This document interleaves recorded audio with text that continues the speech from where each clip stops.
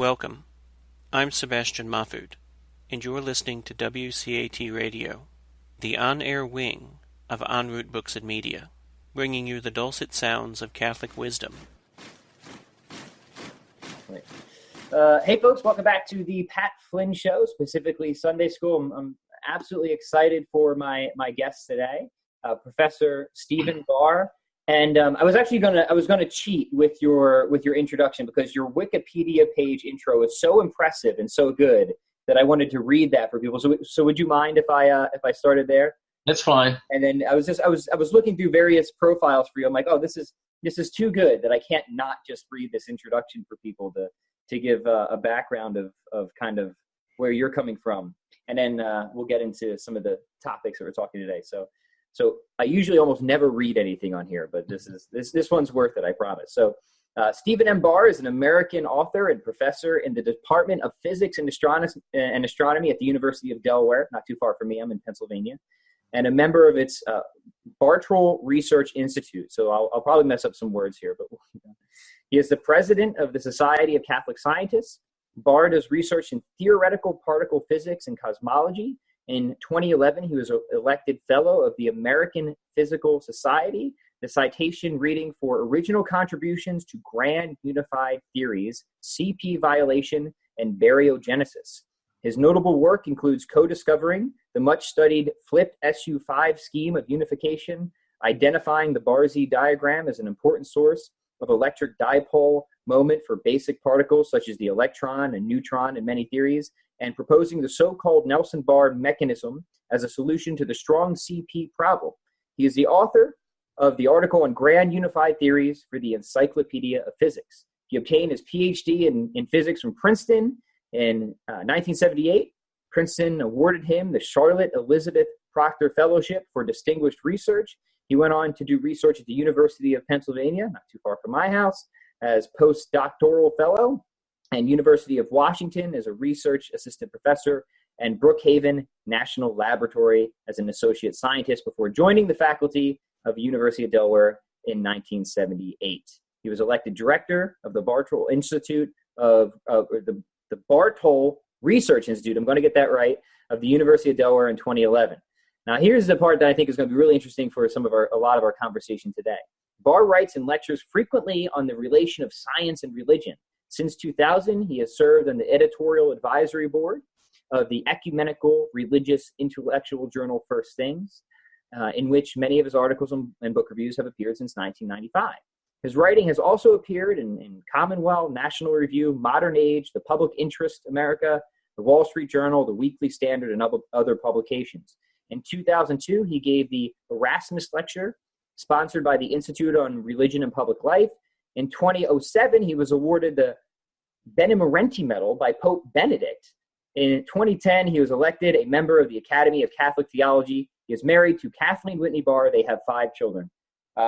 My goodness, what an impressive pedigree that is. But I want people to know that you're obviously eminently qualified for the discussion today. So now that the formal introduction is out of the way, I'd be curious just to hear a little bit about your story, how you got to be doing what you're doing, and how you got so interested in the intersection of science and religion. Well, I'm a cradle Catholic. I've been Catholic since I was a baby, and I've been a scientist. I've been a scientist at heart since I could talk. I mean, I always knew I was going to be a scientist, but I've always been interested in making sense of the world. You see, and I see science and both science and the Catholic faith are ways of making sense of the world. And to me, that's very important. I'm always wanted to see how things held together in some coherent way. You know, everything should hold together in some fashion that makes sense. And so I've always been interested in how our scientific understanding of the world fits together with what our Catholic faith tells us about the world. I don't want to put these in separate compartments. Everything they said there should be some underlying consistency and coherence. And so I've thought about these issues, various issues relating to science and faith since I was small, and just for my own satisfaction. And so I thought a lot about those things. And then I didn't think I'd ever actually write about them. That sort of happened by accident. In 1995, I got very interested in a book, and I wrote a book review of it and sent it to First Things. And much to my astonishment, they published it. So then they started sending me books that had to do with science and religion and asking me if I'd write book reviews. So I got into writing, and then one thing led to another. And eventually I decided I'm going to write my own book, because I looked around and there wasn't a lot written from a Catholic point of view about how science and faith fit together. Almost nothing was out there. And I felt, well, if no one else is going to do it, well, then I guess I have to do it. So I wrote my book, Modern Physics and Ancient Faith, in 2003. And so I've gotten very heavily involved in that. And then that got me speaking around the country. I've traveled to, I think by now, 35 states, all over the place, speaking on science and faith. And then eventually somebody contacted me, so why don't we start an organization of Catholic scientists? So we did that 2 years ago. So one thing has led to another. Yeah, and it's like I said, your work was helpful in me in my reconversion process. So I'm glad I get to personally thank you for that and explore some topics with you today. So let's get right at the obvious thing, which is not everybody holds your position, do they? There's a number of people out there who feel that there is some type of inherent conflict or contradiction between the scientific worldview on one hand and the religious worldview on the other. You see no such contradiction or conflict. So help us unpack that. Where are these people coming from? What are they not getting right? And how do you start to generally kind of reconcile these worldviews? And then maybe we can get into some specifics. Okay. Now, this is a big topic. So how long do we have to talk? As long as you're willing. Okay. Well, there are many reasons why people think there's a conflict. There's not one single reason. So one reason is historical. There's a historical myth that has developed largely in the last since the late 19th century, though it goes back even earlier, but that's when it really got a widespread following. There's a myth that historically religion and science have been at war, sometimes called the warfare between science and religion people talk about. And this is called by historians of science the conflict thesis. And it's been exploded. I mean, serious historians of science and science reject this and say that it is completely unrelated to the actual history of the relation of science and religion. It's completely a fabrication. So that's one thing. But a lot of people, I grew up thinking that there was such a conflict. I remember reading books as a kid.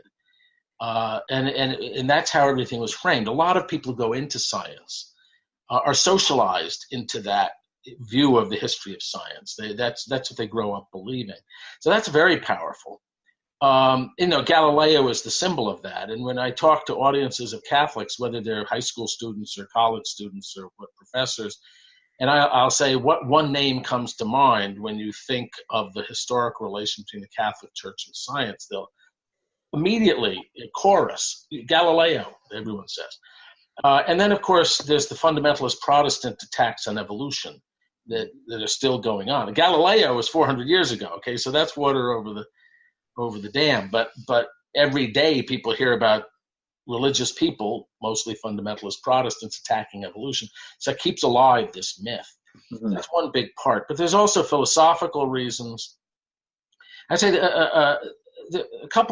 for one thing, a lot of people don't really understand what traditional Christian belief is. A lot of them have they don't really, even Catholics, a lot of Catholics don't know what the church actually teaches about various things. And many people don't know what science actually says about things. So there's a lot of misconceptions and misunderstanding that causes people to think there's a conflict. So let's go back a little bit and maybe unpack these things, because this myth was something that I bought into myself for a while, and then by kind of looking into it a little bit deeper, studying, work from people like you and other historians, you see, well, that really isn't quite the story, is it? And what you promote, and what I find convincing when you go back and you look at the evidence, is that it's the sort of environment, the social environment that the Catholic Church created that allowed the development of science as we know it here and now. Whereas the myth kind of makes it seem like, the Catholic Church just wanted to keep people in the Dark Ages, and then the Enlightenment came along and broke away from it, right? So what's the real history here that people should know? Well, first of all, the idea that, which a lot of people have, which is that there were two warring camps, that there were the religious people, there were the scientific people. And the religious people were afraid of the scientific people and tried to suppress or hold back science, seeing it as a threat.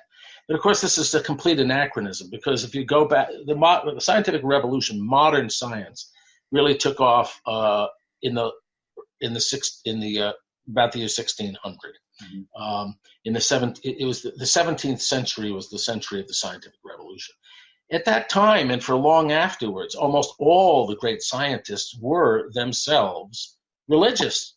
Mm-hmm. I mean, just look at the great names of the people who founded modern science. So Copernicus, he was in the 1500s, but he was the one that sort of sparked the scientific revolution. And he was an official of the Catholic Church. He was not some sort of atheist. He was an official. Some people have said he was a priest, but he probably wasn't actually ordained.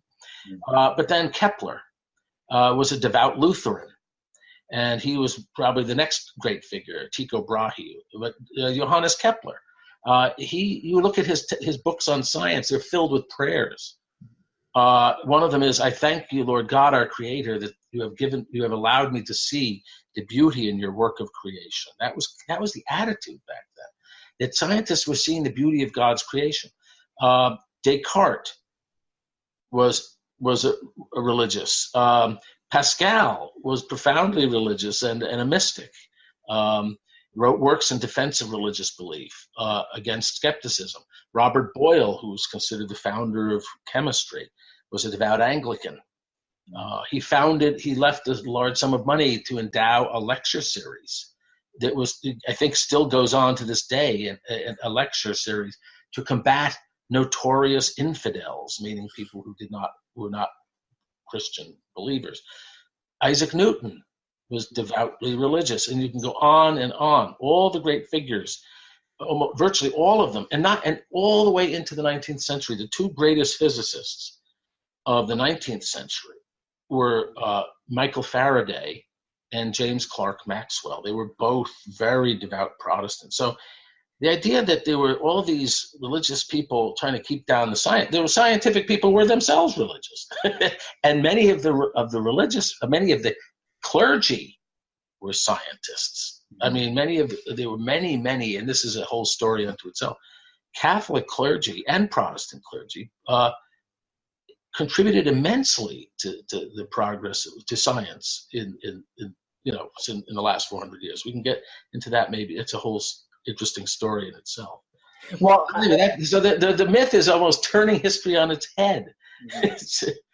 So two questions I think that popped up for me now at this point. And then, I would like to explore some of the examples, and you give a lot of them in your work, like Father Lemaitre and the Big Bang and so on and so forth. But before we get to that, what happened? So for me, coming at a philosophical angle, I guess if I were to describe what I think happened, it seemed like people kind of took a method or a methodology and eventually made it a metaphysics, right?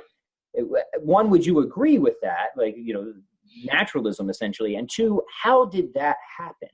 When did it happen? And because you're clearly not a naturalist, right? Right. Well, it's hard to. I mean, there's a lot of philosophical thing. So there are many philosophical contributions to modern atheism. I suppose one thing that was dealt a serious blow to religion, I think, especially in the Protestant world, actually, was not Darwin. It was first Isaac Newton.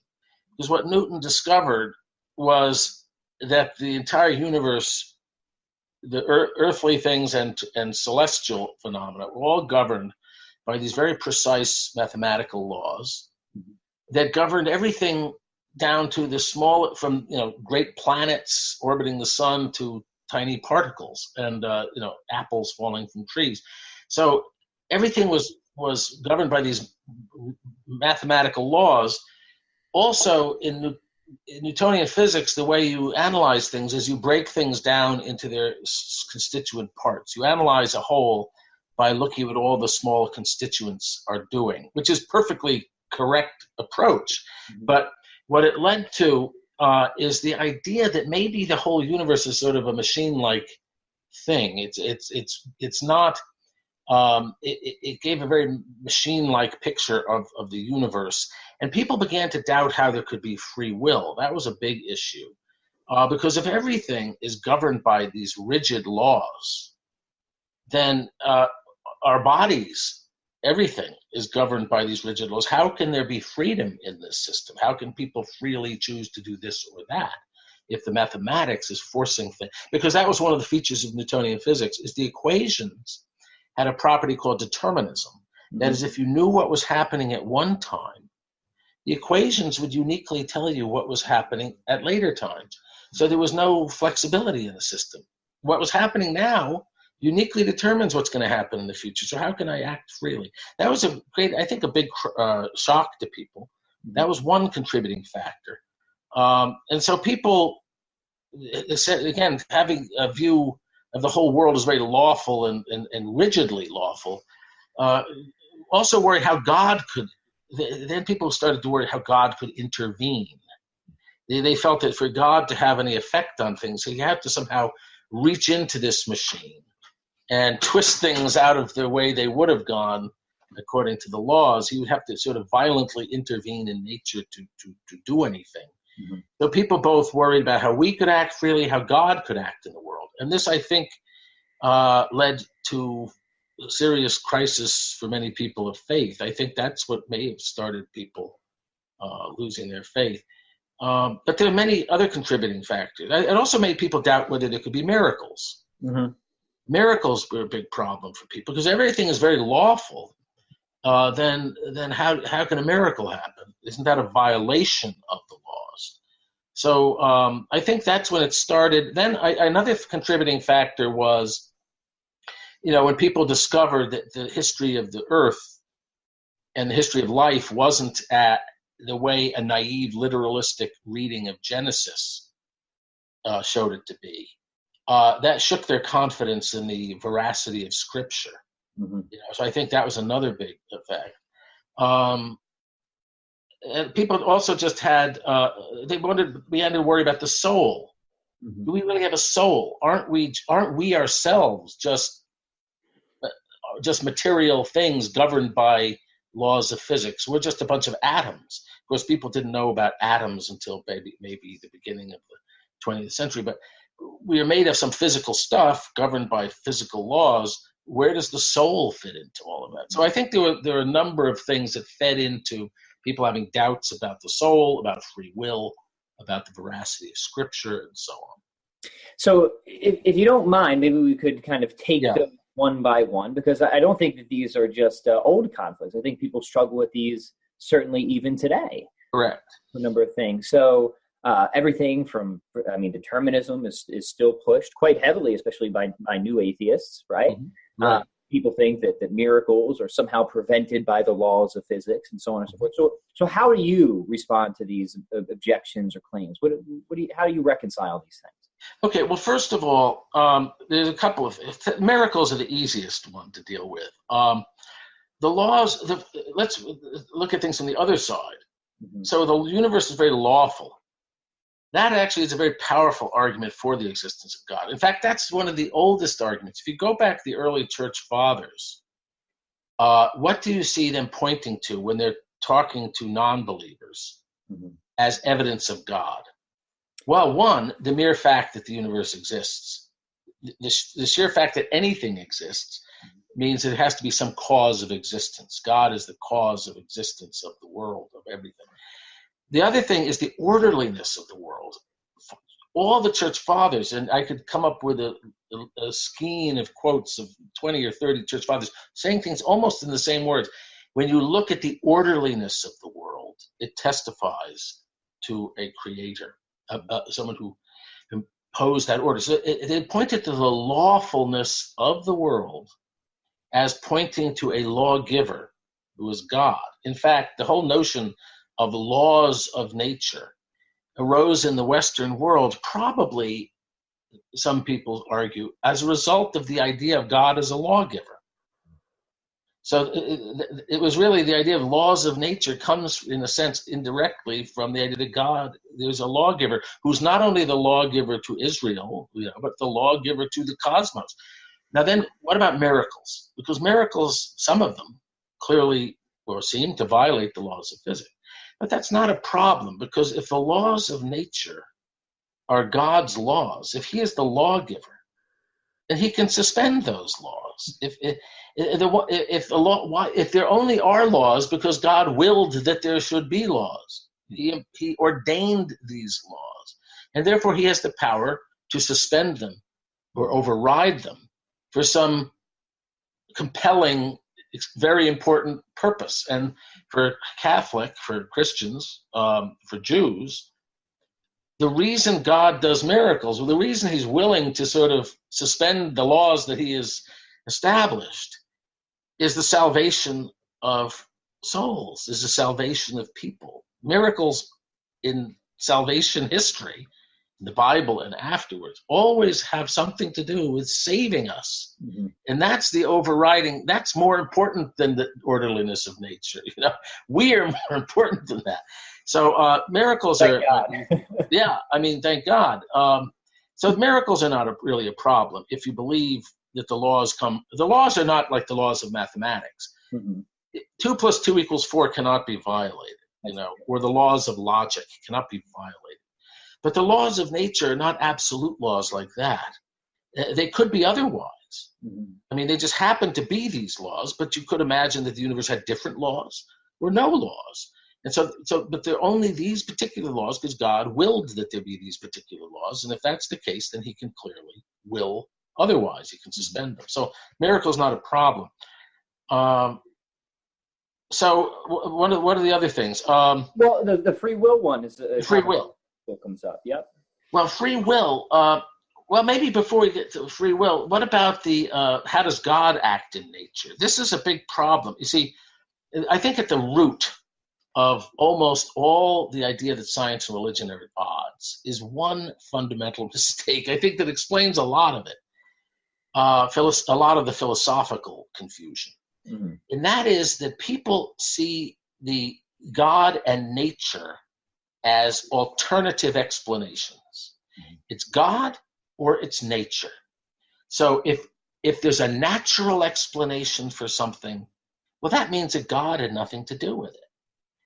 And if God is the cause of something, well, then that proves it was supernatural. And so it's a zero-sum game. And therefore, the more science explains, the less you need God to explain anything. This is the fundamental error. The mistake there is that for Catholics, and all the way back through the entire history of the church, nature is not an alternative to God, because God is the author of nature. God is the one, he's the cause of nature. Anything that has a natural explanation is ultimately coming from God, because God is the creator of, the author of nature. And the way, I think an analogy that would really help a lot of people, I use it all the time. Think of God as the relation to the universe as the author of a novel to the novel. Something happens in a novel. Let's take a play, Hamlet. In the play Hamlet, there's a character, Polonius, and he dies because the character Hamlet stabs him with a knife. So I ask audiences, why did Polonius die in the play Hamlet? Did he die because Polonius stabbed him? Or did he die because Shakespeare wrote the play that way? And then audiences always laugh because they see it's an absurd question. Yeah. There's a cause within the plot of the play, and the cause within the plot is Hamlet stabbing Polonius. Mm-hmm. But then there's a vertical cause, as I would call it. That's the horizontal cause within the play. But then there's the vertical cause, which is Shakespeare, who wrote the whole play.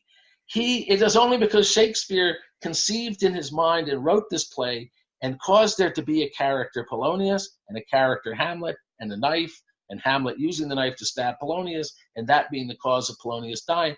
That's all coming from Shakespeare. Mm-hmm. So it's the same thing with, and so that's the distinction that theologians have made, Catholic theologians have always made, between God is the primary cause, whereas the causes within the universe, the natural causes, are called secondary causes. Mm-hmm.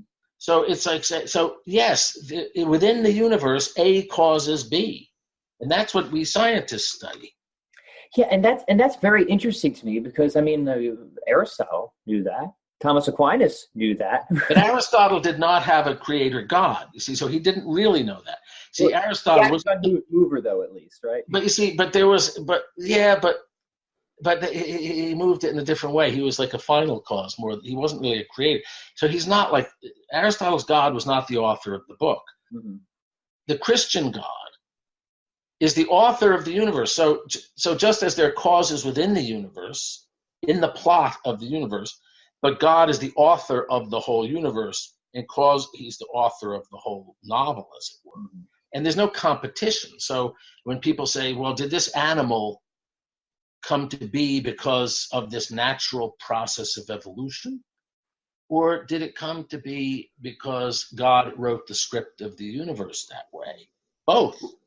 You see, and so there's that, and people don't understand this, so they think it's either or. Well, now science has explained this, so now we don't need God. No, but it's like saying, we know you can understand what happened in the book's plot.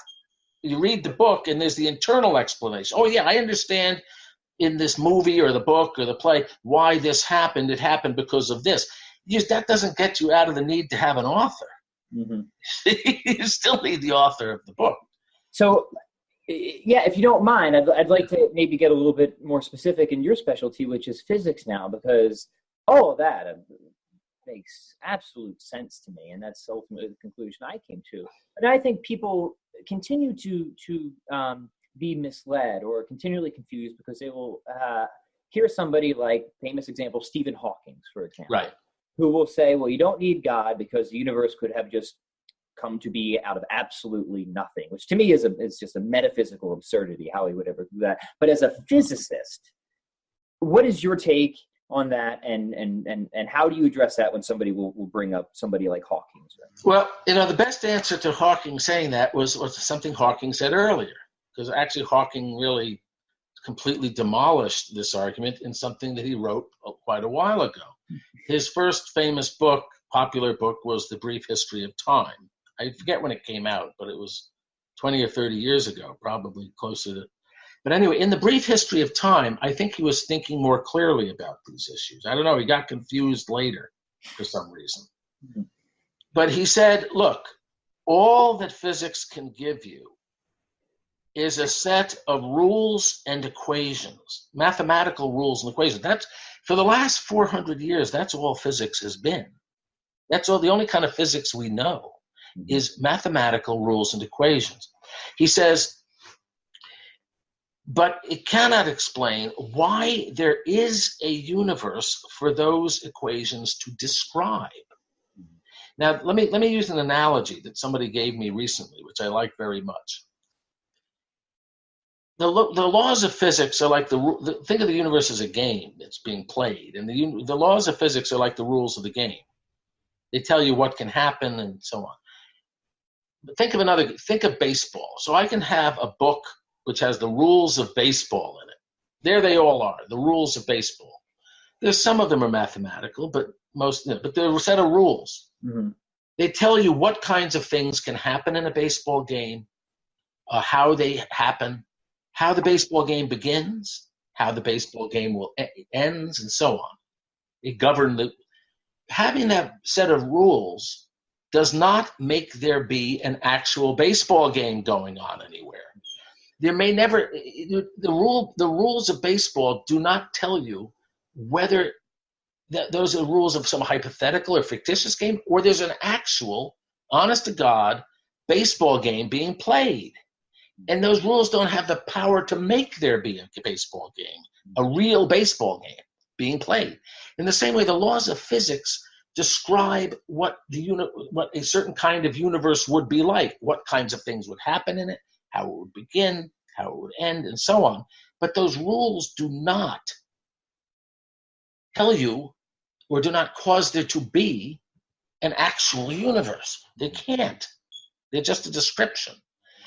And so what is it that causes, and Hawking himself asked this, he said, what breathes fire? This is a direct quote. What breathes fire into the equations so that there is a universe for them to describe? That is the question that requires God as an answer. It is God who confers reality, who makes there be a real existing universe described by those equations. That is creation.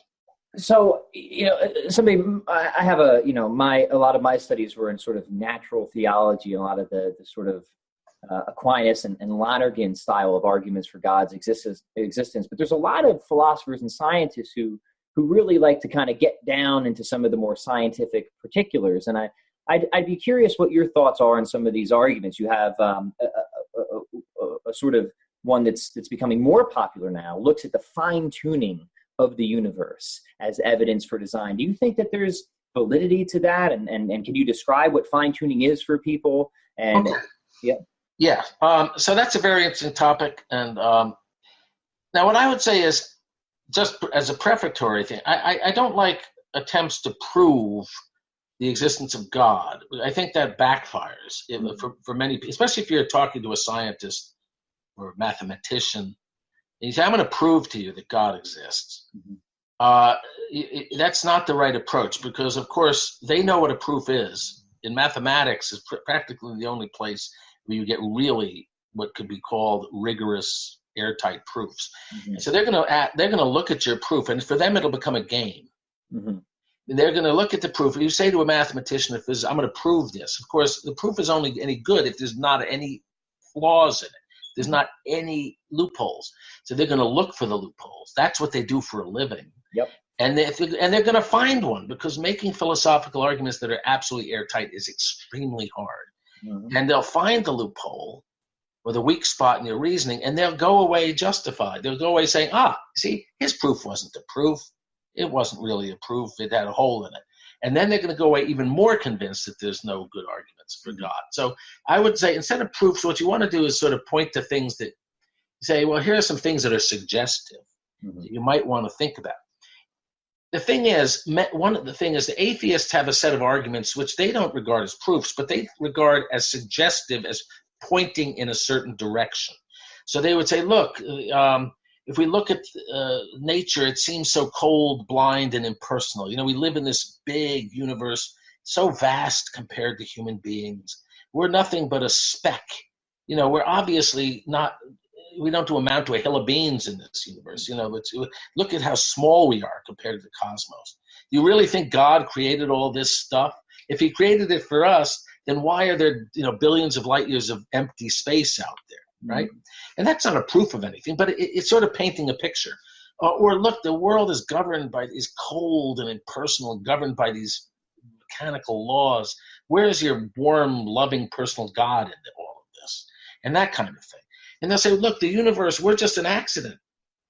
The universe, we just arose as a fluke by a chemical accident and all sorts of, we're just, as Bertrand Russell said, we are a curious accident in the backwater of the cosmos. See, now, a famous quote is from Stephen Weinberg, who is a very strongly atheist physicist, and he says, he said famously in one of his popular books, the more we understand about the universe, the more pointless it seems.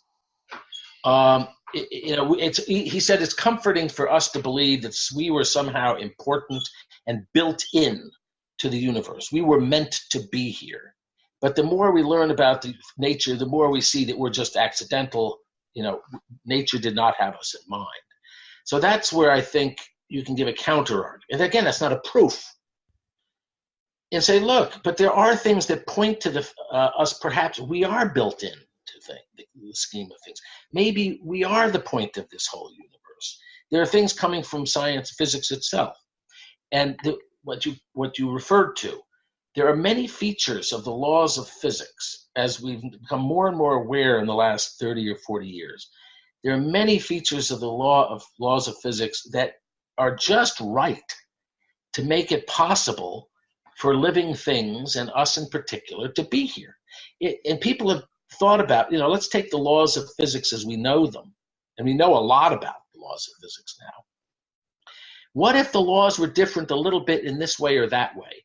What if we took the mass of this particle, and made it a little heavier or a little lighter? What if we took the strength of this force, like electromagnetism or the strong force? We made them a little weaker, a little stronger.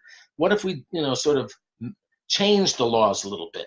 What you find in many cases is even slight changes in the laws would have made a tremendous difference in the way the universe turned out, and would in many cases have rendered the universe barren of life. So it looks like, superficially, at least prima facie, I should say, that the laws of physics have been arranged to make life possible. Okay? This is something that took a while, but people are more and more admitting this fact. They fought tooth and nail against it, but it's now, even Hawking in one of his later books admitted that the laws of physics have many features that are just right for living things. So that's suggestive. It doesn't prove anything, but at least it counteracts the argument. Mm-hmm. Yeah, that the physics makes us look like the universe look pointless. It actually, physics doesn't make the universe look pointless. There are many features of physics that make it actually look like it has a point. Yeah, it's life. And for example, and the size of the universe seems to be part of that necessary setup for intelligence. Exactly. That's a beautiful example. So that's something that really has bothered people for a long time. I mean, the Psalms themselves, one of the Psalms says, when I consider the moon and the sun, what is the son of man that thou, visitest him? And what is man that you care for him? Given the size of this universe. Pascal said when he thought of the infinite spaces, he said, the eternal silence of these infinite spaces frightens me. So people look at the universe and how vast and cold and empty it is and say, why are we important? It turns out, as you say, you need the universe to be that big if life is going to arise in it, at least if the laws of nature are anything like what we know. The reason is this. It takes a long time for life to appear. Even before the chemical elements of the periodic table, it took billions of years for the chemicals out of which were made to be synthesized inside stars and supernovas and so on. Those astrophysical processes took billions of years to unfold. That's just to get the chemical elements in place. Then biological evolution takes billions of years to lead to us. So you need billions of years of time for life to appear. Well, according to Einstein's theory of gravity, the size of the universe is related to the age of how long it exists. So if the universe never gets larger than a certain size, then it only lasts a certain time. So suppose you said, well, I think a more human scale for the world, if we're really important, wouldn't God have made a world that was more on a human scale, like the size of North America? That would be plenty of space, or the size of the Earth. If the universe had never gotten bigger than that, it would have lasted for about a hundredth of a second. See, even the solar system, which is itself enormous compared to human beings, it takes light, hours to get to some of the other planets. The solar system is vast compared to, but if the universe had never gotten bigger than the solar system, it would have lasted for a matter of hours, not billions of years. So you need a universe this vast for us to show up on the scene. So instead of pointing to our insignificance, the size of the universe actually could be said to be a necessary condition for us to be here. Yeah. And one thing that really surprised me when I started looking at these things is given kind of the laws of nature, and again, putting aside the bigger question, why are those laws even there to begin with? Right. But which I think is sort of the more fundamental question. But even given that, and then I want to make sure that I'm understanding this right, is that there seems to be these sort of almost arbitrarily set constants and quantities, correct? Right. Now, I wouldn't push that too far, and I'll tell you why. Yes. So for example, there are many examples. A classic one has to do with the strength of the force that holds nuclei together. There are four known forces of nature. Electromagnetism is one, gravity is another. And then there's one called the strong force that holds nuclei together. Well, people have asked themselves, a long time ago, what if the strong force were a little bit weaker than it is? What if it was, say, 25% weaker? It turns out that it would have been too feeble to hold together a very critical nucleus called deuterium. And as a result of that, almost none of the elements of the periodic table would have been formed because the strong force wouldn't have been able to wouldn't be strong enough to have all these different kinds of nuclei form. Mm-hmm. So that's an example. But there are many others. The fact that we live in three space dimensions, we all take that for granted. Nobody even asked why, but it's funny, there are certain questions people never occurred to them to ask or things they question. So people never asked, why do we live in three dimensions? Most people didn't think it was even possible to have a different number of dimensions. But modern physics, the number of dimensions, mathematicians know you can have a universe of any number of dimensions. But it turns out if there were more than three space dimensions, I mean big ones you can move around in, again, we wouldn't be here because the three space dimensions is very special from a number of points of view. For one thing, it allows there to be a balance between the force of gravity and centrifugal force so that planets can orbit stars in a stable way. If you had more than three space dimensions, planets would either fly off into space or they'd plunge into the star and get incinerated. So three is there's other reasons that three is very special. So thank God we live in a universe with three dimensions because we can have stable or planetary orbits, and we can have a nice planet on which to live, which doesn't fall into the sun, doesn't fly off into the coldness of outer space. Atoms also are stable because of there being three dimensions. So even atoms would either fly apart or collapse if there were more than three dimensions. But you can go on and on. Some of them are fine-tuned, as you said. So there's certain parameters in the laws of physics that it appears that if they're on a knife edge, that if they were slightly different in either direction, it would have been disastrous as far as life is concerned. But I wouldn't push that too hard because there is a naturalistic way of accounting for at least some of these. That's right. I was gonna bring that one up because sometimes people would admit, it seems like it's fine-tuned for life, right. But then they posit this multiverse scenario. Right. Seems to be the typical move there.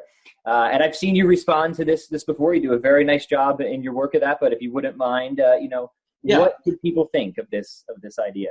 Well, the multiverse idea is actually a very interesting one, and it's not as crazy as it sounds to the physics layperson. Mm-hmm. And that is that. Well, let me give you an analogy that makes it clear. Mm-hmm. If we didn't know there were other planets, and suppose there was clouds all the time, and we didn't even know that there were other planets out there or other stars, and somebody might come along and say, "Wow, isn't it really cool that things on Earth are just right to make it possible for life? We've got oxygen in the atmosphere. We've got, the gravity isn't too strong or too weak. If it was too strong, we'd all be crushed.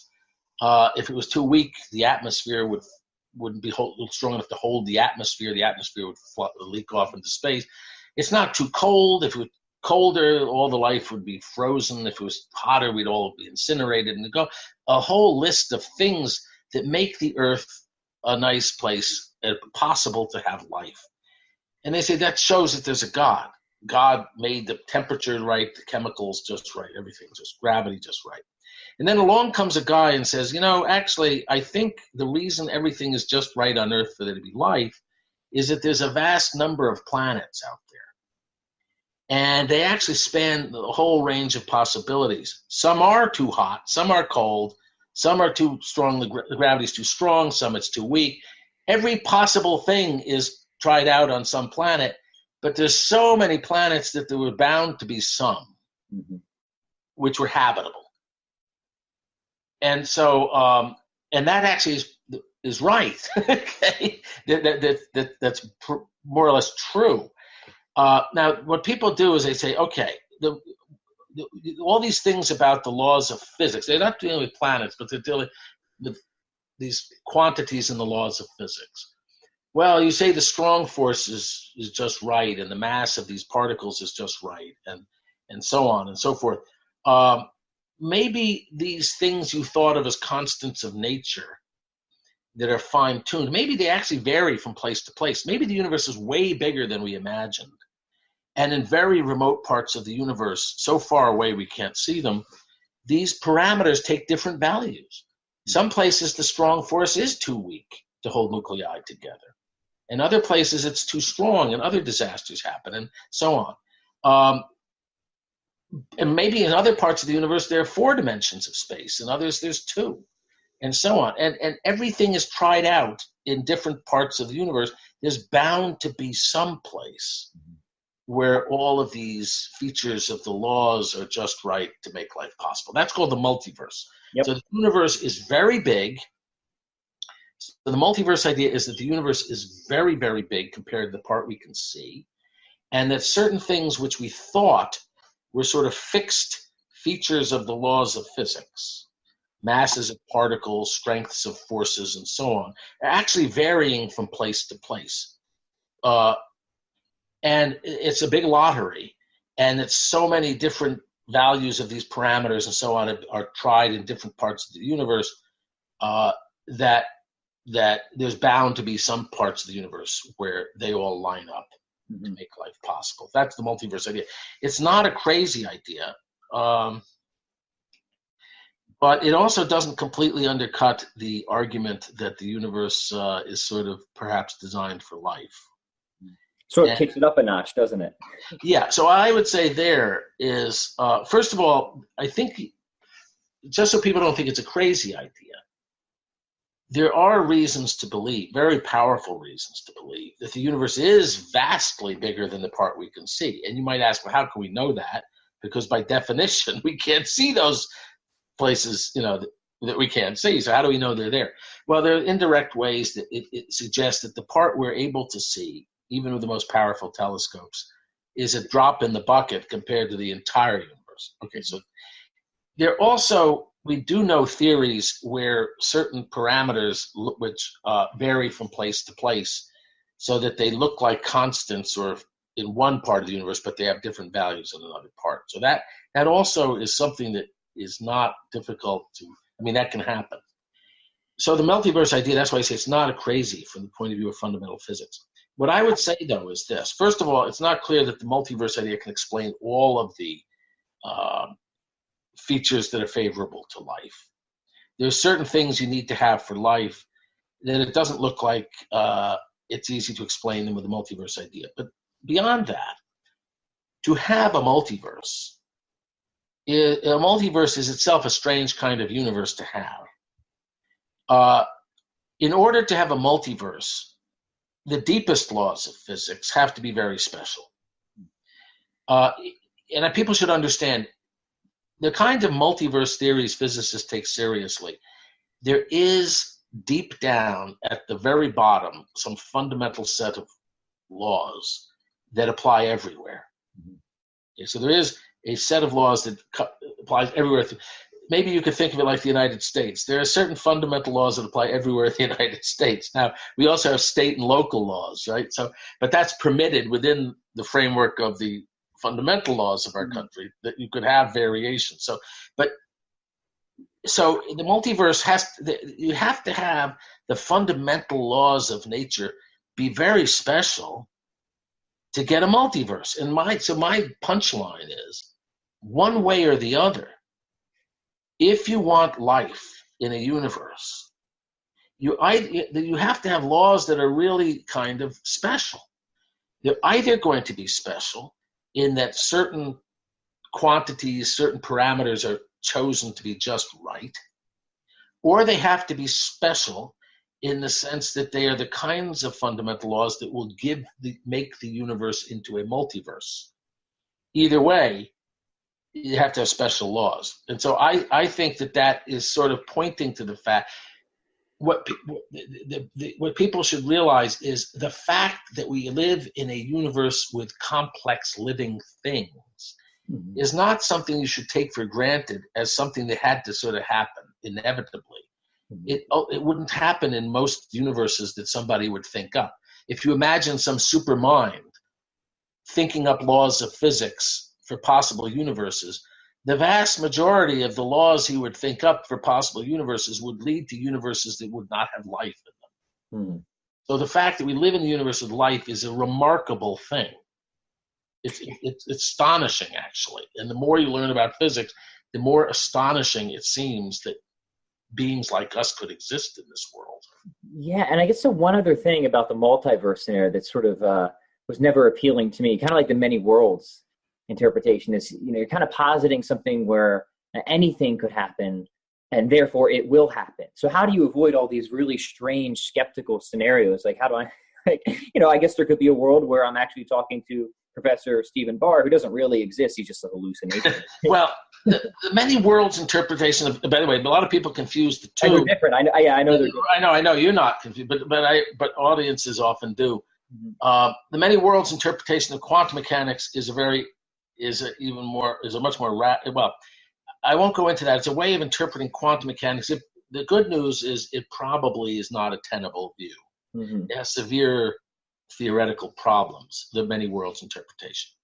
I took a more, in my book, I didn't take such a definitive negative stance on it because I wanted to be sort of I was being cautious. But that's what I like about your work. So you're very charitable of all the different views, and I'm trying to be cautious. I don't want to claim more. It's very dangerous to claim more than you can really prove. Yeah, try to claim too much, it'll backfire in the long run. So I was trying to be cautious. The many worlds, though, picture, I think, has serious problems with it. But the multiverse, I think it's quite likely that we actually live in some kind of multiverse. So I actually, if I had to bet, I'd give it at least a 50% shot that we live in some kind of multiverse. I don't necessarily think that explains all of these fortuitous features of the laws of physics that make life possible.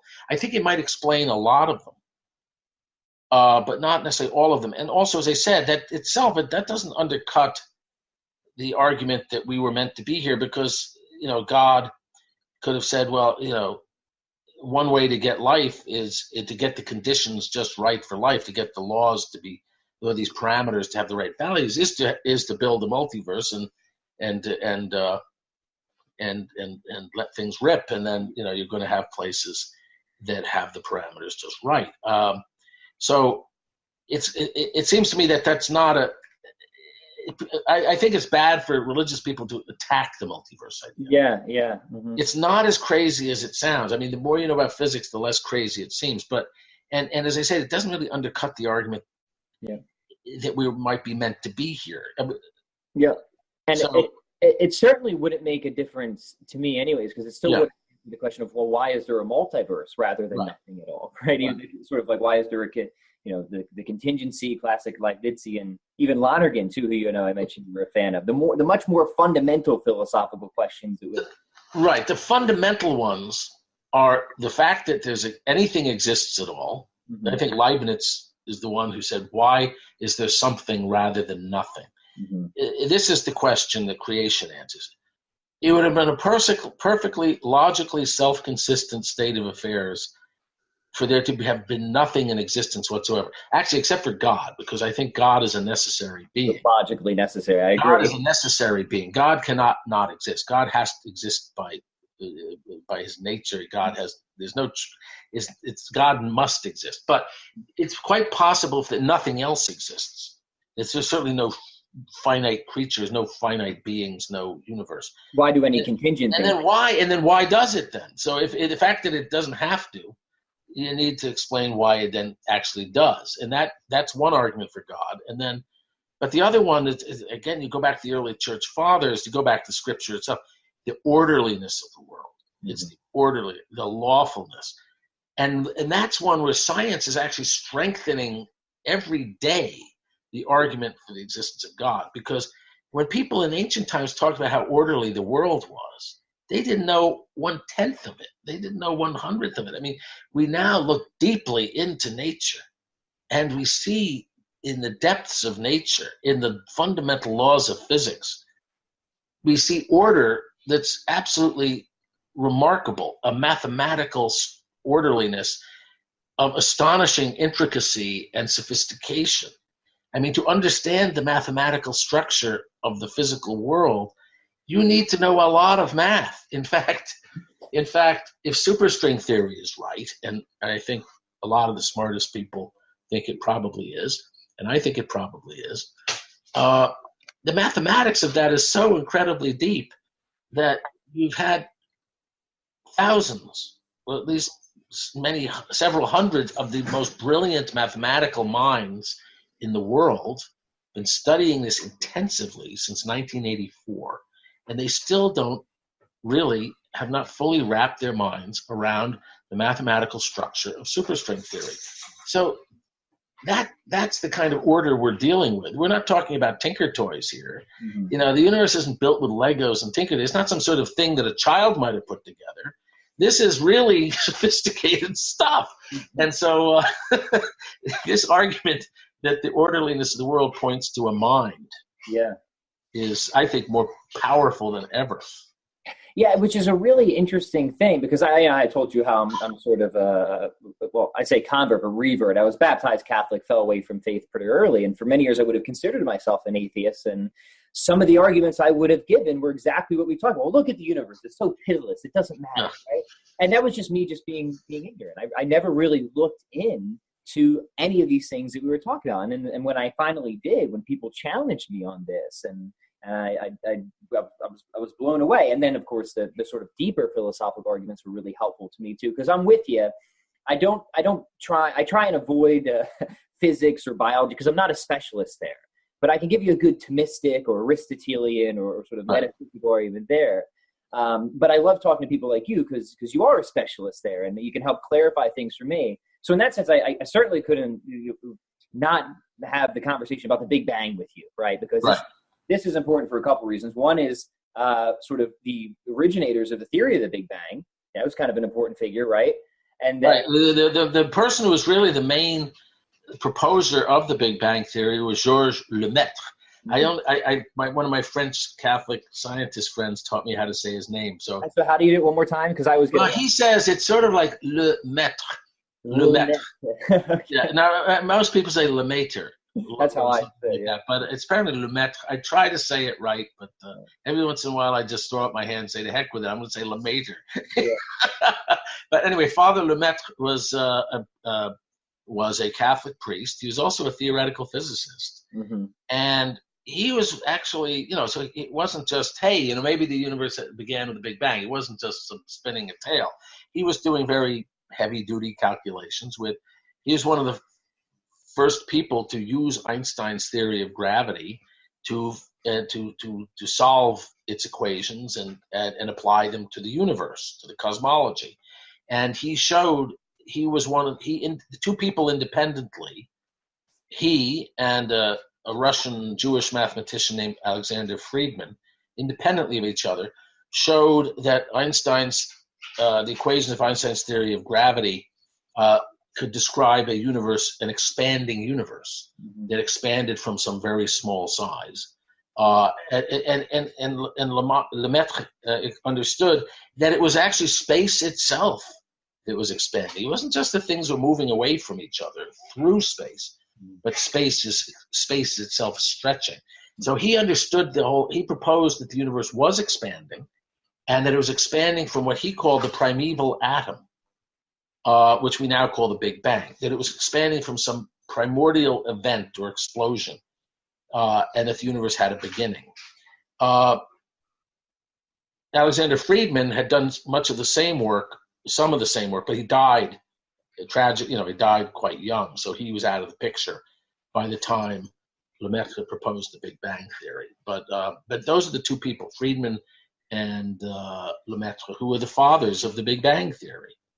Really, Lemaitre more than anybody else. And he was a Catholic priest. Yeah. It's funny, you give talks, and sometimes you find people who say, oh, the Big Bang Theory is some atheist thing because it disagrees with Genesis or something. But first of all, the Catholic Church has never been committed to a literalistic reading of Genesis where you say the earth has to be 6,000 years old or whatever.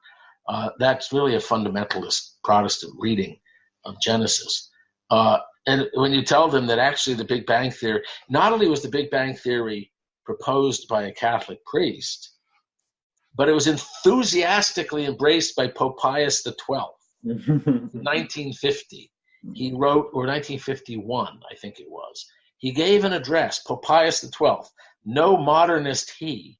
No, he was no one. Not at all. No one can question Pius XII's orthodoxy. And he was really enthusiastic about it. And he gave an address to the Pontifical Academy of Sciences in 1951 that said, look, science itself tells us that the universe had a beginning. Mm-hmm. And so he got very, and then actually that kind of scared Father Lemaitre because he thought that maybe the Pope was getting out ahead of his skis and that, the Big Bang Theory hadn't been confirmed at that point. Yep. Mm-hmm. So what if it turned out to be wrong, But this is actually a big triumph because the idea of a beginning of time, mm-hmm. of the universe, in Western thought, really comes out of the Bible. Mm-hmm. Before the Bible, or at least in the pagan Greek thinkers, tended to think, almost all of them, I believe, thought that the universe had always existed. Yeah, which is why when you look at Aquinas, he gives that premise that the universe might have been eternal. Right. He argues from contingency, sort of down in being, not back in time. Right. It's exactly so. So the pagans thought the universe. Aristotle thought the universe had always existed, and in modern times, many atheists are much more comfortable with the idea that the universe has always existed. Mm-hmm. They're very uncomfortable with the idea of a beginning. The idea of a beginning came through a biblical revelation. Mm-hmm. And in fact, the pagans of antiquity, some of them apparently mocked the Christian and Jewish idea of a beginning. Mm-hmm. They would say, what was your God, your Christian God, doing for all that infinite stretch of time before he got around to making the world? Yeah. And, wasn't he bored is the common joke, right? Mm-hmm. Wasn't he bored is the common joke. Right? Yeah, and so St. Augustine gave a very profound answer to that. But in any event, this by the time modern times rolled around, the early, probably around the year 1900, most scientists, or many scientists, felt that the universe had always existed, that there was no hint. Actually, there was a hint, but it seemed that most of the scientific arguments pointed towards a universe that had always existed.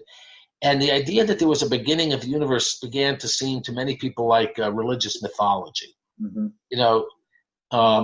And that's why it was such an amazing thing when the Big Bang Theory came along, because most atheists tended to think the universe had always existed. Mm-hmm. And many scientists thought that because seemed to be no really good, it seemed to be the most scientific view that the universe always existed. And lo and behold, the Big Bang, it seems to be that the universe had a beginning. Mm-hmm. So I think we have to chalk that up as a major vindication of the Jewish Christian view of things. Yeah, and it's very fascinating to me because again, not a physicist by any means, but I like to keep a top on what people are thinking or this or that. So it is fascinating to see people will do all kinds of things, it seems like, to try to avoid that conclusion, right? Yeah. Or they will just posit that the universe somehow sprung out of being out of nothing, which we already talked about before. Right. There's some people that will propose sort of a recurring universe or a balanced universe or things like that. So what's your take on these sort of alternate models? Well, we don't know. I mean, to be fair, we don't know with absolute certainty from science, and may never know from science whether the universe had a beginning. The evidence is overwhelming that there was a Big Bang. Mm-hmm.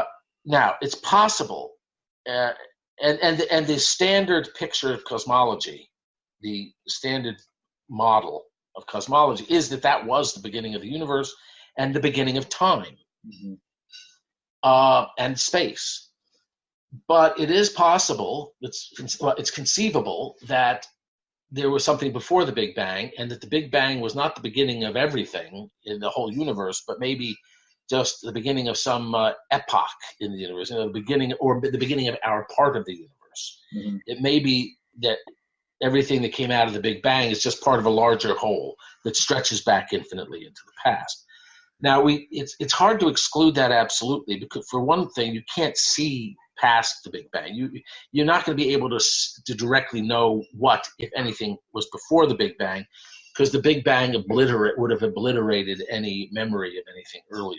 Okay, but there are strong theoretical arguments that even if the universe had to have a beginning at some point, if it wasn't the Big Bang, if there was something before the Big Bang, nevertheless, there are strong theoretical arguments that there had to have been a beginning of the universe at some point, a finite time in the past. And some of those arguments, if I understand correctly, would even apply to a multiverse, correct? Right. And the strongest argument has to do with what's called the second law of thermodynamics. The second law of thermodynamics, people have heard about entropy. Entropy is increasing. Basically, as we all know, everything tends to fall apart after a certain time. Things run down. Things age, they get old, they disintegrate, the rocks erode, paper crumbles, things rust and decay. We live in a world of death and decay, not to be too depressing about it, but this is something that, the Christian theologians have always known. We live in a world of corruptible matter. Yeah. And eventually everything does wear out and fall apart. And that's what the second law of thermodynamics tells you. Things are constantly going from a state of more organized, orderly structure into a more disorganized, messed up condition. And that being the case, it's hard, and that's why you can't have a perpetual motion machine. That's one of those famous things that people always, inventors are always trying to invent a machine that would run forever, a perpetual motion machine, or a perpetuum mobile. But science says you can't have that. You can't have a machine that runs forever, because friction and also, the second law of thermodynamics will cause it eventually to run down. Everything runs down, and that's why we die. Universes run down, and that's why it's hard to have a universe that lasts for infinite time. It should run down in some, it should run down. If the universe can't, it's hard to construct the universe theory of a universe that has existed for infinite time into the past, because it would have run down by now. We wouldn't be all out, right? It would have run out of gas by now. It would have run out of steam. So that's really the very basic, and it comes back in more sophisticated and subtle forms. Whenever you look at models that are designed to theoretical models of universes are infinitely old, you always find that they run into trouble with the second law. Yeah. So that's why it's probably the weight of argument is that the universe had a beginning. If you had to bet, it's a pretty safe bet. Yeah, which is very interesting, and I just to kind of push the significance of it is that if you accept that all of space and time had a beginning, right? Well, then you would have to posit some type of cause for that beyond space and time, which sort of fits in with what the classical theistic view of the world of God would be, wouldn't it? Well, there's an argument. There are arguments along those lines, and there are great philosophers and great theologians who have argued for a creator on that basis, that if the universe had a beginning, then it had to have someone to cause that beginning. I'm not that sympathetic with that argument myself, but who am I? I think it's safer to. You're certainly somebody. No, I mean, I'm saying there's an argument that's called the Kalam argument that's very popular now. That's the typical one, and I'm with you. I'll typically go if somebody wants an argument, I'll go for the contingency one. I like that. So I think St. Thomas. Now you see some of the great medieval theologians, St. Albert the Great, St. Bonaventure, they felt that certainly that if something was created, then it had a beginning. Mm-hmm. That is a beginning in time. And I think they may have believed that also if something had a beginning, then it had to be created. They tended to tie those two ideas close together. St. Thomas Aquinas, I think, had a better view. Mm-hmm. And St. Thomas's view was that those were distinct questions. Mm-hmm. One was the question of whether the universe, whether it was infinitely old or at a finite age, how it began in a temporal sense. Mm-hmm. The other was whether the universe had a creator in the sense of does its being, does the fact that it exists at all depend upon God's creative power? That's that. So creation beginning. I use the following analogy. Again, I like to use the analogy of a novel or a play or a piece of music. Mm-hmm. A piece of music has a beginning, usually, and it's the first notes or bars of the music. But that's different from the cause or the origin of the piece of music, which is the composer's mind. And if somebody said, why is there this symphony? Schubert's Fifth Symphony, why is there this symphony? Well, you wouldn't say, oh, here, look at the score of the music, look at these first notes. The first notes don't explain why there's the symphony. Mm-hmm. That's just how the symphony began. The reason there's a symphony is the composer. So the reason there's a universe is nothing to do really with the details of what happened in the first moments of it. Mm-hmm. And you could have a piece of music with no beginning, like this is the song that never ends. You could have a song where the score of the music went around in a loop, yep, with no beginning and no end. You could have a novel that was written on a scroll where the plot went in a circle, and it was written on a scroll, so there was literally no first page or first events in the novel. You still need an author. The piece of music that goes in a circle still needs a composer. Yeah. Mm-hmm. So that's what St. Thomas would say. He said, you can't prove. He didn't say you couldn't prove the universe had a beginning. He said that he didn't know of any proofs that were compelling. Yeah. None of the proofs he'd seen he felt actually showed that the universe had to have a beginning. But he did feel you could prove the universe was created. So the universe needs an author. That he felt you could prove philosophically. Mm-hmm. Whether the universe extended infinitely in time or at a finite age, that he felt you couldn't, at least at that point, he felt there was no proof. But those are two separate questions. Mm-hmm. And that's why I think the people who are obsessively, as a physicist, I'm really interested in what happened at the beginning of the universe. I would imagine. Yeah, I that's some of the stuff I have worked on. But that's irrelevant to the question of whether the universe is created. Mm-hmm. Poking around at if somebody said, why is there a novel, The Tale of Two Cities? And somebody said, oh, the reason there's a novel, The Tale of Two Cities, is because it begins this way. It was the best of times, it was the worst of times. No, those are just the first words. Who cares? That's not why there's a novel. So poking around among the first events of the universe simply tells you what happened at the beginning, the events of the universe. It doesn't tell you why there's a universe. So it's irrelevant. Theologically, that's irrelevant. And that's one of the things that was so interesting to me when I first found the work of Saint Thomas, and then Lonergan also. He makes this argument of the unrestricted act of intelligibility for God's existence, which I think is extremely powerful, but has nothing to do with the beginning or end, right? Right. But that's a proof that there has to be a God, because I like that argument. And my version of it is that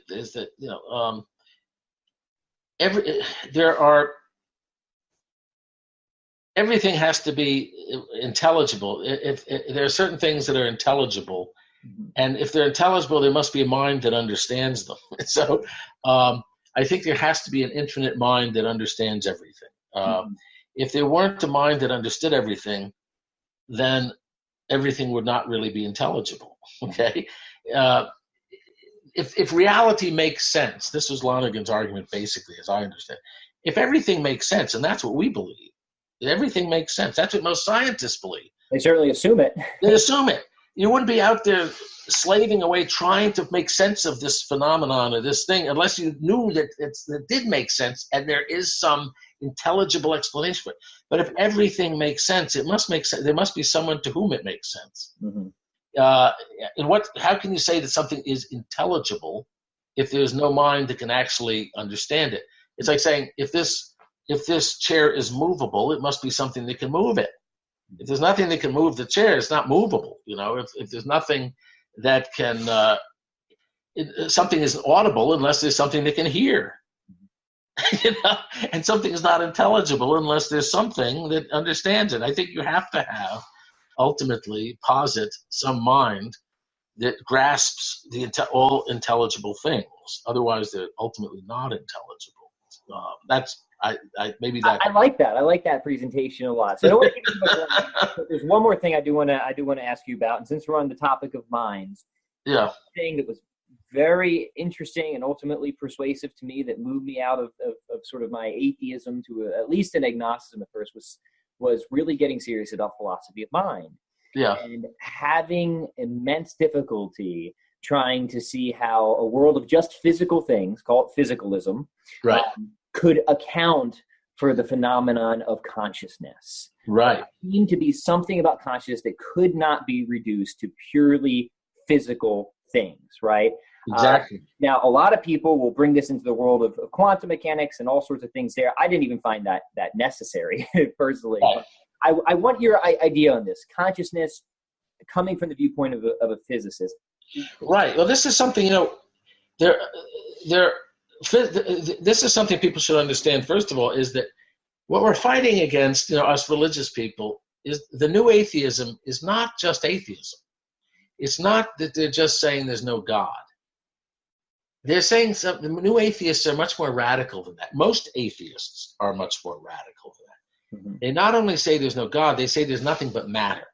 Mm-hmm. So the real alternative to religious belief in the modern world is materialism or physicalism, as you said. That everything is just ultimately material stuff that obeys the laws of physics. Physics is the whole story, ultimately. That's all there is. And but the trouble is that is not a tenable view. And there are many arguments against physicalism, that everything is physical. And many of those arguments are given by people who are not religious, actually. So there are several of the world's most famous philosophers who are not religious, do not believe in God, say physicalism doesn't work. It can't be right. For example, the very famous philosopher Thomas Nagel, who not only says he's an atheist, he says not only do I not believe in God, he says I don't want there to be a God. I don't want the world to be like that, is his famous quote. He admits I don't want there to be a God. He admits to his strong emotional bias on it. Yep. He's an atheist, but he says physicalism is for the birds. It doesn't work. That mind has got to be something as fundamental as physical stuff. Mm-hmm. And another famous philosopher, well, he's not, I think, considered as great as Nagel, but he's certainly very famous, David Chalmers, who's not religious, doesn't believe in God. So there's several such, another one, a person, very great philosopher, who is actually Jewish and religious, is Saul Kripke. Mm-hmm. He's given very strong arguments against physicalism. So there are arguments against physicalism given by philosophers that are taken very seriously and not made on religious grounds. Mm-hmm. Some of them are based on consciousness, and which I assume not only humans have, but I assume some animals have, like dogs and so on. There's no way to really know, but they could be clever robots. It could be, but I don't think so. But consciousness does not come out of physics, and I think there's a very simple argument for that, mm-hmm. and that is, based on, it doesn't come out of physics as we have understood physics for 400 years. Because as we've understood it for 400 years, what physics is, as I said, is a bunch of mathematical equations. Physics is all about quantities that you measure and quantities that you calculate. They're quantities that appear in your equations. They're quantities that you can measure with some device. But so if you were to give a complete physics description of something, what that physics description would amount to in the end, a complete physical description, would be a set of equations and a set of numbers. It would be the initial condition, what all the numbers describing how all the particles or superstrings or whatever the fundamental constituents were, how all of them were moving through space and time, which is described by some numbers and some equations that govern those numbers. Mm-hmm. Purely, it's mathematics. There's no way. So somebody gives you some physical system and says, here it is, and here's my complete physical description of it. I could actually take that description and put it in, send it to my friend in the distant galaxy as a set of numbers. Here are the equations, here are the numbers, this is a complete physical description of this thing. You cannot get from that any conclusion about whether that thing is experiencing it, has a mind, is feeling anything, is tasting anything, is feeling warm or cold, is having subjective conscious experiences. It can't come out of the equations. There's just no way.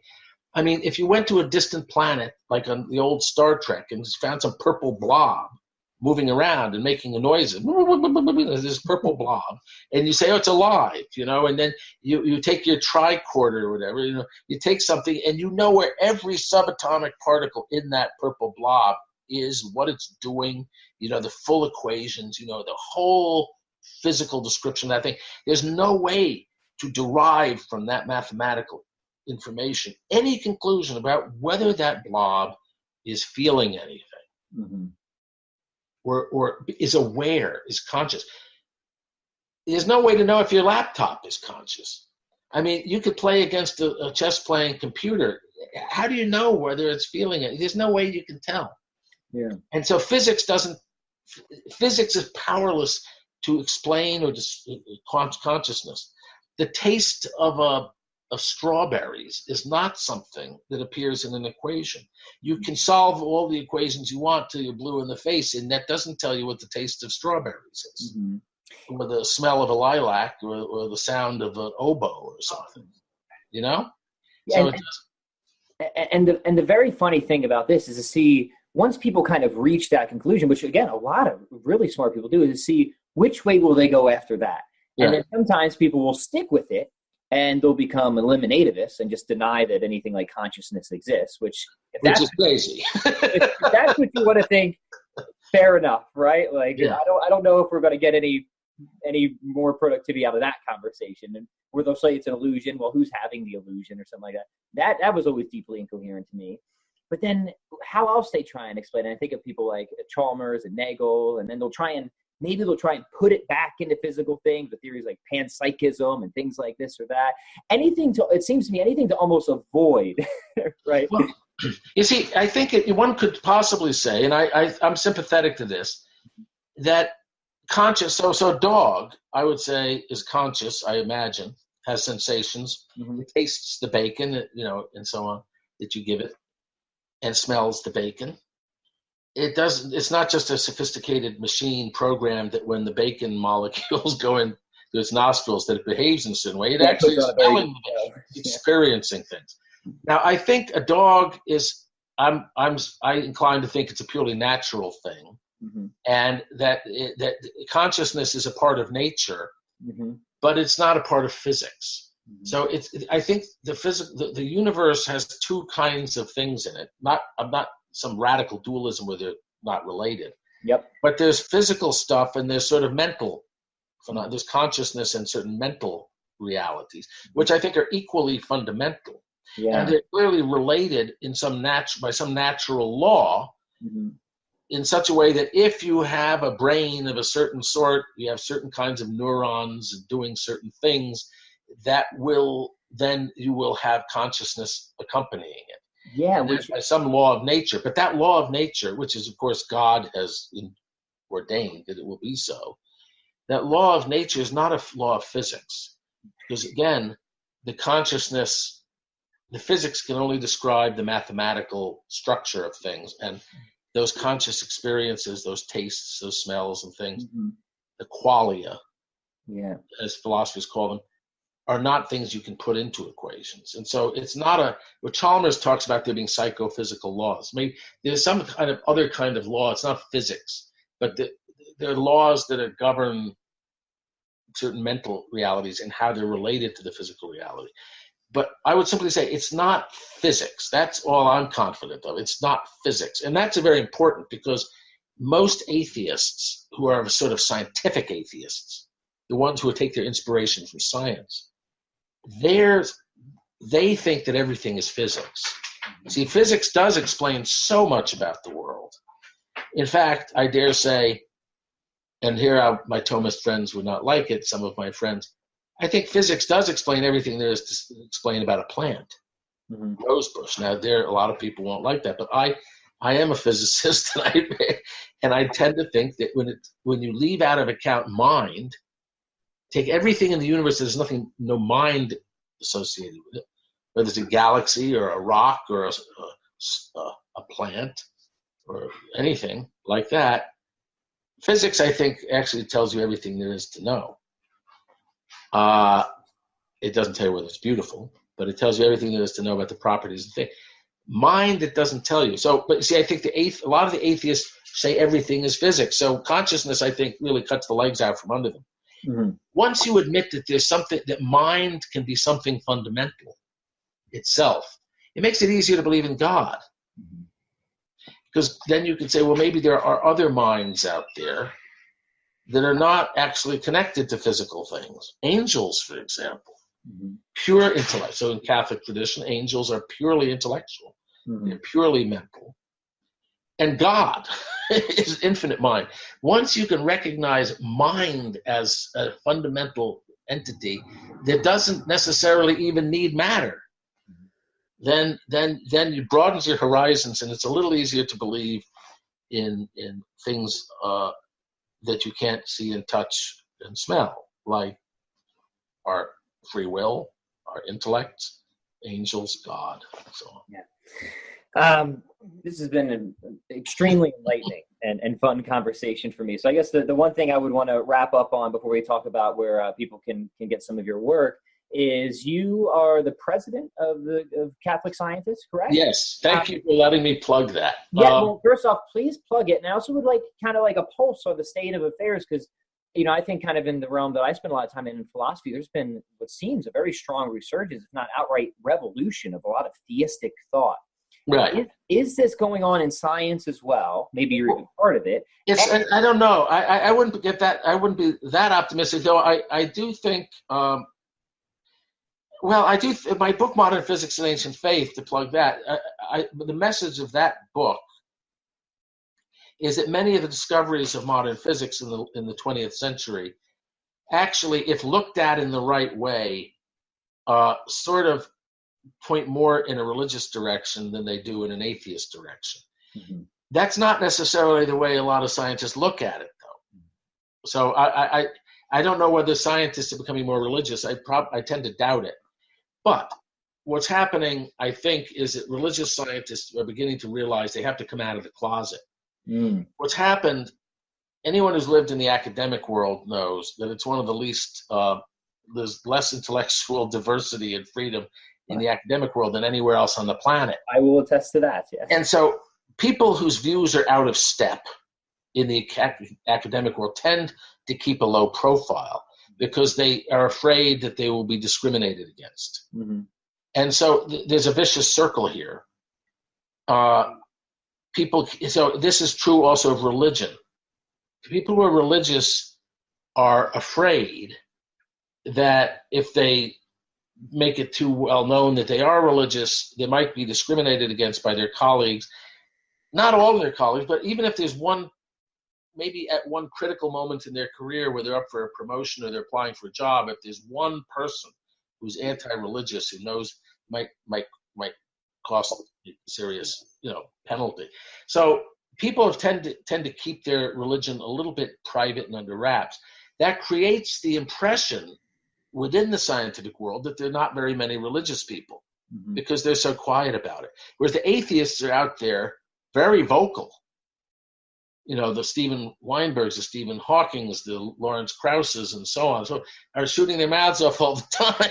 So, Krauss especially. Yes, and so the thing is, it creates this illusion that everyone in science is an atheist, and that's not the case.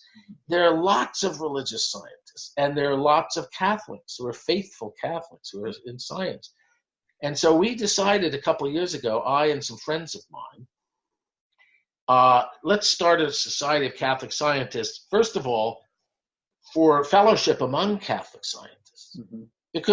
Precisely because people keep a low profile, sometimes you get the impression you're the only one. You know, when I was young, I thought I was the only one. I didn't know of any scientists in my environment or nationally or internationally who were Catholic or religious, so I felt very isolated. So we wanted to form an organization where Catholic scientists would sort of meet each other and have fellowship, and there's strength in numbers also, and also witness to the world that, you know, there are a lot of us out there. There's not just a handful of Catholic scientists. There's a lot of us. So we started in 2016, and basically by word of mouth and a few pieces of lucky publicity that we got by accident, you know, we're up to 860 members today. Oh, wow. Last time I heard, and I must have been interviewed from a while ago, I heard 400. So you've more than doubled your members. Yeah, so we're up to, I think it's 858. Wow. But, so, congratulations. And that's without a lot of publicity. And I should say most of them have PhDs. In fact, to be a full member, as opposed to a student member, you have to have a PhD. So about 75% have PhDs, and these are in the natural sciences and mathematics. So anyone out there, if you are a practicing Catholic, if you either have a PhD in a natural science or are a graduate student working towards a doctorate or are an undergraduate major in natural science, please join our organization. Just you don't even have to know the address. Go to Google and Google Catholic Scientists, and you'll find us. We're the Society of Catholic Scientists. The more members we have, the better, because I think when we get to be truly large, and I think we will, with thousands of members, it'll be hard for the world to not take notice of us. You see, that's the thing. People don't know that there are a lot of religious scientists. All they hear about is the atheist ones, and that contributes to the belief that science and religion are at odds. Yeah. When they begin to see, no, there are not only many scientists who are religious, but many of our members are very eminent. If you look at our board, not me, we have a member of the national. Pretty eminent. One of the members of our board, our vice president, is a member of the National Academy of Sciences. You can't get higher than that unless you win a Nobel Prize. We just gave our St. Albert Award at our last conference to one of the greatest physicists alive today, Juan Maldacena of the Institute for Advanced Study in Princeton. He is considered one of the top. I'll just put it this way.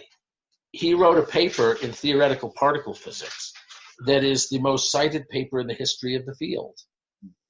So, you know, he's a superstar. He's up there with Hawking and Weinberg and people like that. He's a practicing Catholic. So we don't just have numbers, we have some pretty high quality people associated with us. So please join us. Yeah, please do. Anybody who's listening, a scientist, a practicing Catholic, please contribute to the numbers here. I think it's a wonderful thing you're doing. Like I said, your work was very helpful for me throughout the years as I was kind of trying to dispel myself of a lot of these myths that we talked about, which is sometimes heavy work for people. So where's the best place to engage with your work, to pick up some of your books? Where do you recommend people start? Well, if you go to Amazon, well, the trouble is there's another Stephen M. Barr out there, I think is a fundamentalist, biblical literalist. So, what a coincidence. But Modern Physics and Ancient Faith is my main book. One came out, which is a collection of stuff, mostly that I wrote for First Things, but for other places, called The Believing Scientist. So if you go to Amazon and look up either Modern Physics and Ancient Faith or The Believing Scientist, I recommend those books highly. As do I. But the thing is, it's the physicist Stephen M. Barr. They're not other Stephen M. Barrs who are other people who I don't agree with. And I'll be sure to link the right ones in the show notes so people don't get that. So, but also, and if you go to my Wikipedia page, which you read from earlier, it mentions, I think, both those books.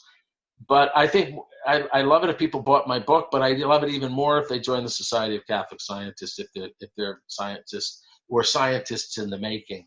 Please join.